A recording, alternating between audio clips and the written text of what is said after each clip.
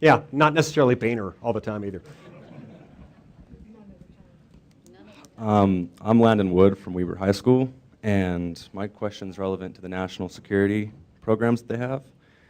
With the volatile situation in the Middle East and damaging military budget cuts, how can we trust that the compromises in security won't give the elites of Washington further justification for unconstitutional surveillance? We can't be sure. And in fact, we've seen this movie before. We know how it ends. We know what happens when you put too much power in the hands of a few people. I mean, look, people, no matter how well-intentioned they are, mortals will do bad things with power if you give them enough power and enough time. And they will abuse it badly. They'll use it for really nasty, nefarious, partisan political purposes. And I don't want to wait around until that happens. I'm actually quite certain that some of that has already happened this time around. We've seen it with the IRS, haven't we? Yes.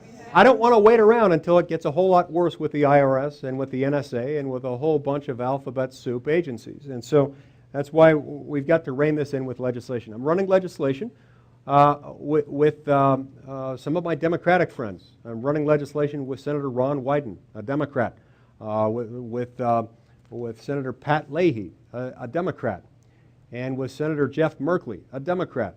And all of them happen to agree with me that these kinds of things are dangerous. So we're running legislation to, for example, require a search warrant before they go and search your metadata on American citizen. We're running legislation that says that the government can't read your email just because it's more than 180 days old. Did you know that, by the way?